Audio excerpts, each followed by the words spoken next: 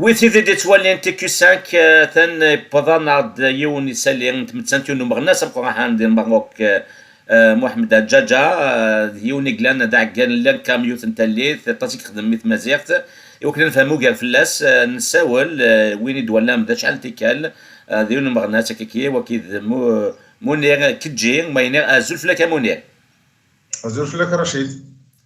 مونير طاس نيقبالين كنوي ذي الماروك يتوسن محمد الدجاجة ويفانا ضحكو ذاك كي يقبالين السينما محمد الدجاجة ذا شوث البانكو مشوار ينس مشوار محمد الدجاجة. Des Zouara, je présente mes sincères condoléances et toi, Schultz, nous morna Samkran Mohamed Jaja, avant-hier. Jaja, c'est un des piliers de la revendication amazigh au Maroc et en Afrique du Nord. Certes, il n'est pas très connu, mais c'est quelqu'un qui travaillait dans l'ombre. Jaja, Mohamed, il est natif en 1943 dans le village de Boulman. Il est issu de la tribu des Aït-Youssi. C'est un grand pédagogue, un grand professeur qui a exercé dans l'enseignement dans la ville de Fès. Et donc, avant-hier, il est décédé à Casablanca suite à un arrêt cardiaque dans une clinique. Et il a été enterré hier dans la ville de Meknès, où des centaines de gens sont venus pour dire un dernier adieu. Mohamed Jaja, il est connu notamment par la belle revue qu'il a éditée en 1994. Le premier numéro est apparu mars-avril 1994, revue qui s'appelle Tifaout. C'était une revue trilingue, c'est-à-dire éditée en 3 langues, amazigh, arabe et français.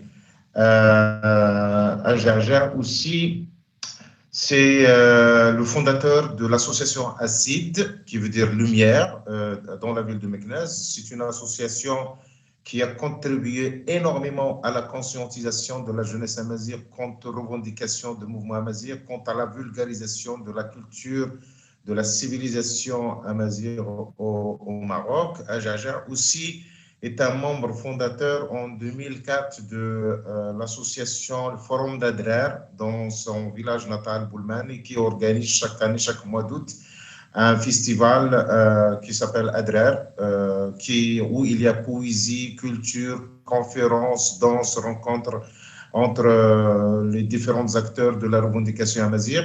Aussi, Mohamed Jaja, notons-le, en 2006, il était un des architectes de la création de la section Maroc d'une association internationale qui s'appelle Association des populations des montagnes du monde, qui existe toujours et qui fait ses activités, ses conférences autour de la thématique amazighité, montagne, culture et tout ça. Donc l'association, ils sont à Jaja, il a formé énormément, beaucoup de jeunes. Sa maison est ouverte à toute la jeunesse pour s'abreuvoir de son héritage militant. Moi, je l'ai connu personnellement en 1992, ça fait 30 ans, je l'ai rencontré à Fès, la première rencontre, et le contact ne s'est jamais coupé entre nous. C'est toujours un plaisir de le rencontrer malgré son âge. Il se déplace beaucoup, que ce soit dans les petits villages, dans les grandes villes, à Marrakech, à Casa, à Ifniwan, pour rendre hommage au défunt Omar Khalq Izem, à Arbala, à Nador.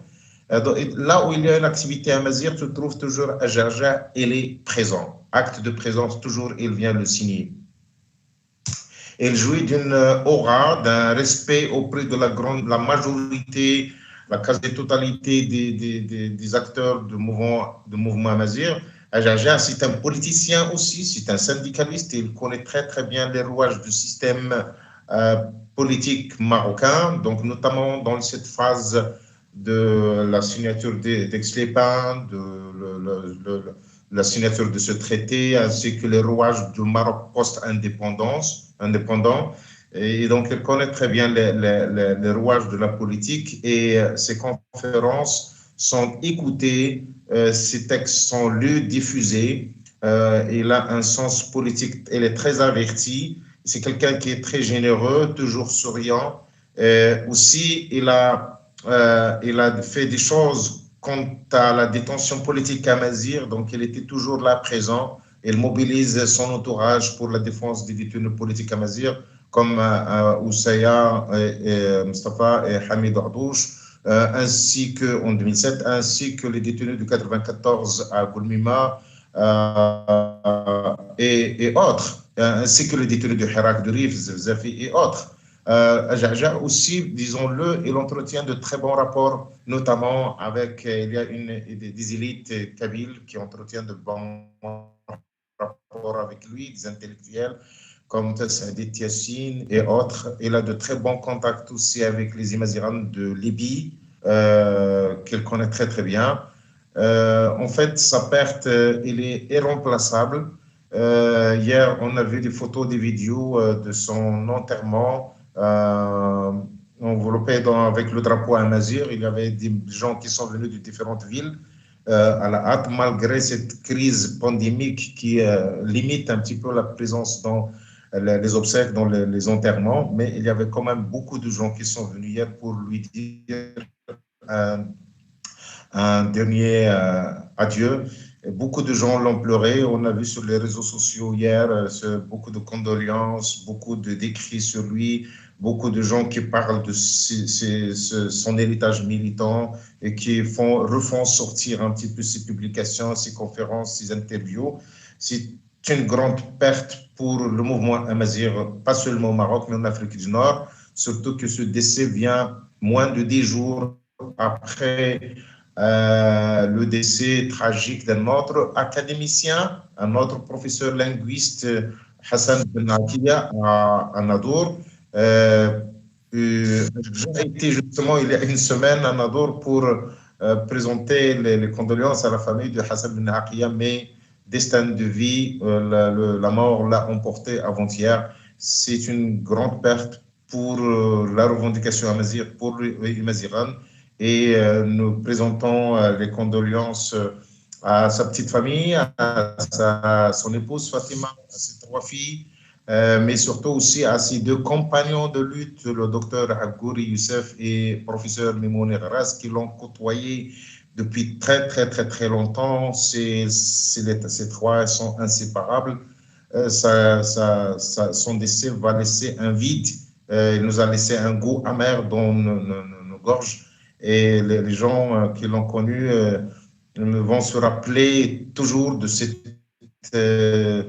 ce grand monsieur qui a 79 ans, qui est toujours souriant, et aimant la discussion avec les jeunes, etc., etc. Donc, c'est une grande perte pour nous, pour Imazighan ce matin. En effet, au niveau de TQ5 qui suit la télévision qui suit de plus près tout ce qui se passe dans le monde amazigh, là, tout le temps couvert, toutes ces lumières qui nous quittent les uns près les autres. On a vu Dahamed Drarni, Hassan, c'est que tu viens de citer, qui nous a quittés il y a 10 jours, et puis maintenant c'est Mohamed Djaja. Ils partent les uns les autres, ils ont laissé leur empreinte dans la lutte et le combat amazigh en Afrique du Nord. Toutes nos condoléances. L'essentiel dans tout ça, si tu permets, l'essentiel dans tout ça, c'est que c'est justement cet héritage que nos ancêtres nous ont laissé, les anciens de la revendication amazigh, comme vous venez de dire, Massad Ghirni, Azeiko, Ben Aqiya, Ibrahim Akhiyat, Ajarja et autres. Cet héritage militant doit être légué et porté haut par cette jeunesse amazigh qui a appris beaucoup de choses à travers ces monuments, ces pyramides de la militance amazigh. Maintenant, le flambeau doit être porté haut, comme j'ai dit, parce que les défis sont énormes avec les changements géostratégiques, parce que dans la région d'Afrique du Nord d'une façon générale, parce que le contexte historique de combat de ces anciens combattants des années 60, 70, 80 n'est pas actuellement, c'est pas le même contexte. La donne a changé, mais il faut aller au-devant de cette revendication pour être à la hauteur de sacrifice de cette ancienne génération qui a donné tant de choses, qui a donné de son temps, de son énergie, de son argent, qui a sacrifié tout, rien que pour le mot Amazigh soit lumineux dans le ciel de l'humanité. Tout à fait, tout à fait. Moi, personnellement, je garde amèrement le fait que je n'ai jamais pu le rencontrer. Je crois que j'ai rencontré l'essentiel, un grand nombre de militants amazigh marocains comme Ali Dragni, Mohamed Shafiq, Ali Ahmed Assid et beaucoup d'autres. Malheureusement, Mohamed Djadja, il manque à ma liste. Et puis par contre, Mounir, le plus Oui, important pour moi, c'est que je garde religieusement en étant étudiant en France dans les années 90, les premiers numéros de Tifaut. Ça, je les ai chez moi, je les garde. Et quel fut mon bonheur quand j'ai découvert qu'il y a des gens qui ont fait ce genre de travail minutieux, travail extraordinaire de Tifaut, et sont encore avec moi. Tu peux montrer encore le numéro là? oui, ça c'est en fait, ça, c'est le premier numéro de Tout la à fait. revue Tifaut, édité le mois de mars-avril 1994. Et si tu permets, Rachid, j'aimerais bien vous lire un petit fragment de l'éditorial qui a été signé par Mas Ajaja. Donc, en Avec quelques plaisir. minutes, je vais vous lire un petit peu Avec, l'édito. avec plaisir, Voilà. Mounir. Vas-y. Alors, après presque 30 ans. Donc voilà l'éditorial du premier numéro de la revue Tifaut. Ouais. Tifaut, magazine marocain en Amazigh, ça signe la noble mais difficile mission de défendre, promouvoir et développer la culture et la langue des habitants d'Afrique du Nord en général et du Maroc en particulier. Tifaut entend ainsi apporter sa contribution à l'œuvre des périodiques qui sont Tassafout, Adrar, Tamout, ainsi que les organes de quelques associations culturelles amazighes, Asnflul, Idles, Thierry, Ameinou, Anarouz, auxquelles Tifaut tient à rendre ici un vibrant hommage pour l'exaltante tâche qu'ils accomplissent. Tifaut entend également ainsi contribuer, ne serait-ce que partiellement, à réparer l'immense injustice historique que les Amazigh se sont fait durant les siècles en malmenant leur langue et leur culture qui ont failli à recevoir le coup de grâce au début de notre siècle. Tifaut entend enfin œuvrer conformément à la Déclaration universelle des droits de l'homme, à toutes les conventions internationales concernant les dits droits, ainsi qu'à la Constitution du Royaume du Maroc qui reconnaît et consacre ces droits. Tifaut est un magazine indépendant. Il n'est ni dans la mouvance d'aucun parti politique. Il se veut simplement le porte-parole de la berbérité dans sa dimension culturelle. Il se définit comme un périodique fidèle à l'identité profonde amazigh de notre pays et respectueux des lois en vigueur. Tifaut, enfin, lance un appel instant à tous les jeunes et moins jeunes, à toutes les femmes et à tous les hommes de notre pays et d'ailleurs, pour apporter leur contribution dans tous les domaines de la culture et de la langue amazigh. Voilà, c'est Wow. l'édito signé Feu Ajaja, mars-avril 1994. Tout à fait. Merci pour ces détails, Mounir. On termine sur une question, et la dernière, Mounir, parce que je me souviens, il a soulevé Mohamed Djadja et 12 autres membres de l'IRCAM, parce qu'il a fait partie des premiers éléments que Mohamed Shafiq a fait appel pour qu'il fasse partie de l'IRCAM, je pense en 2001-2002, mais quelques années plus tard, en février 2005 exactement, et il a démissionné avec 12 autres. Est-ce que tu peux nous parler un peu de ça? Oui, Feu Ajaja, qui est un homme averti politiquement, qui est très malin, qui connaît, comme j'ai dit, les rouages de la politique, comment ça se passe au Maroc. Donc, après leur nomination au Conseil national conseil d'administration de l'IRCAM en 2002, donc 3 ans après, et c'est-à-dire les nominations se font par Dahir. Donc, lui et cet autre compagnon, Dawi, Ben Aqiya, Boudan, mais Mounigraz et autres, donc elles ont décidé de claquer la porte parce que il y a des bâtons dans les roues, parce que des promesses qui ont été faites n'ont pas été respectées, parce que il y a toujours au sein de la classe politique une amazirophobie cachée et qui essaie d'entraver le travail de la mazirité en général, que ce soit dans le domaine des médias, que ce soit dans le domaine de l'enseignement et dans les autres domaines. Donc, ils ont décidé, à travers un communiqué historique qu'ils ont fait à l'époque, février 2005, de claquer la porte et puis pour manifester leur désaccord avec la gestion de la mazirité au Maroc et avec les tergiversances qui ont été commises à l'époque. Et des années après, l'histoire leur a donné raison parce que il n'y a pas, malgré cette reconnaissance, même dans la Constitution de 2011, elle n'était pas c'est-à-dire complète. Il était timide parce qu'il était ligoté avec des lois organiques dont le gouvernement islamiste de Ben Kirani Zad Din al-Athmani ont essayé de ligoter pendant une dizaine d'années. Et donc l'histoire leur avait donné raison suite à un manque de cette volonté politique de la part des décideurs à l'époque. Et c'était une décision courageuse de la part de Mohamed Jarja et ses compagnons. Tout à fait. Merci pour ces précisions. Merci Mounir. Encore une fois, nos condoléances à la famille de Mohamed Adjaja. Et voilà, c'est ça la vie. On partira tous un jour ou l'autre, mais le plus important, c'est de laisser son empreinte dans l'histoire des Amazirs. Merci Mounir. Merci. وقبل كنت جا او نتكلم ثوغا افروي سكيوت التسجيل تيخدم وكزاين الانتلكتويال احمد عصيد ذم داكل غف ثوذرث محند ولحسن الجعجاع خدمت سكينيس قوسن يزغين دي ثيلا صغير ان تمازيغت الماروك تسجيل تيمو يسمى امس كان نمزروي اطاسي دي هضرن ديكس نختار وند الشيط كان السيس كي غادي يهضرن في اللاس موحى مخلص ديك نظن وليد سيد اسيان ان مليل ذي ويلين ايدي تسدون نتيكو 5 دوذما والنظام او نديني قيمه ذي تلويث انه اللي تقول خطاب الناس أنه لا تمازيغ الأمازيغية لا الشخصية المغربية وش الثقافة المغربية الذي يصول بالناس وكما سنس الذي تمازيغ.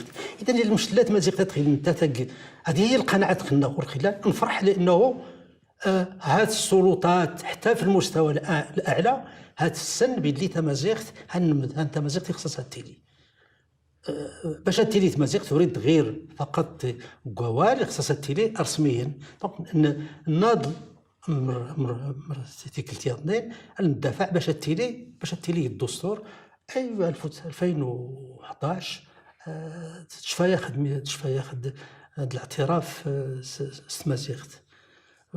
نعتبر تقدم أين وإن كان سول غادي خلو الأشياء مثلا معروفة في تيسن نتمازيغت هاد لا كلشي غير ليتيني تلا تمازيغت ولكن الفعل هاتوري لي السي جعجع يجاين اورياز نتادي مدوكنز ناقي لا دكتور عقوريوس وناقي لا يغراز ناقي لا محاودات ناقي لا وياض نادا يسمونا كيما زيغن ني الظلمت ني افريقيا ستادير لافريك دو نور لا نديك وين الجزائر لا نديك وين ليبيا لا نديك التوارق اشكو يسمانا غوال تسمانا ختو تدلسا تسمانا ختو السنه نرا انمون اشكو تامونتا انت تايدي كان يمكننا فكاك نيمال ني الظلمت ني افريقيا اي لولا تخنا نودرار راه ماشي غسكر دايثيني مثلا اني يرثل مثل الخدمه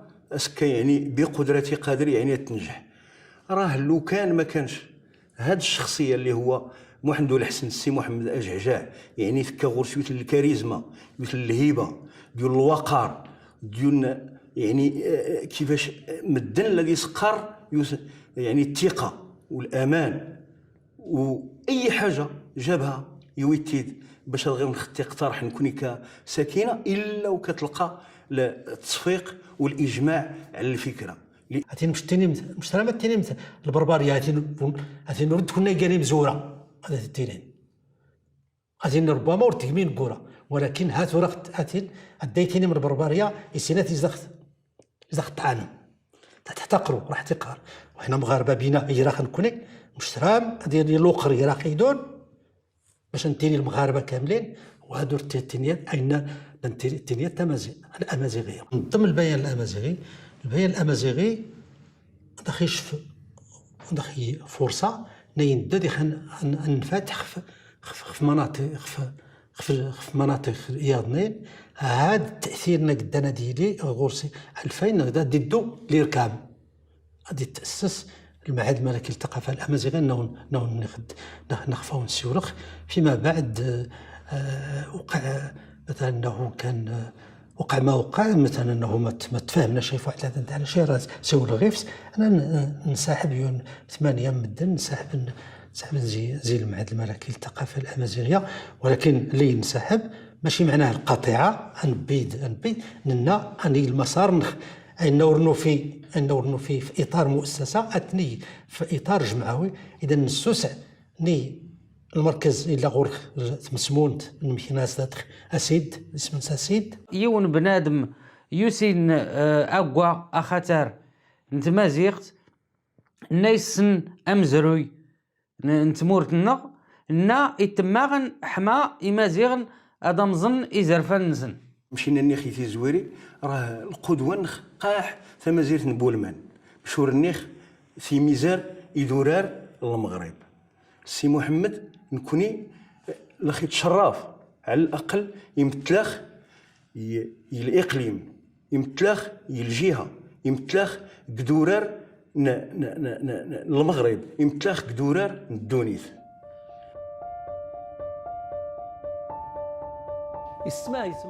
ايتمادي ستما ايدودي عزان يمشي دغيا محمد جعجاع امازال دو مغناس مدني نيشان شيشان يكتدرت النس يتمازيغت الدغنسا خفت ديمقراطية يتمازيرت النخ يبدر دغي افادت تيلي تامونت يري مازال نتمسمونين نموسو امازيغ اين يزديوين اديه يانسي يمسير نمزروي نميت يرى والسغنس سوسكيل نوري الطفوطن أكو نج يفرا ارتيكل يضنين دوريك يضنين يمسكير نمزروي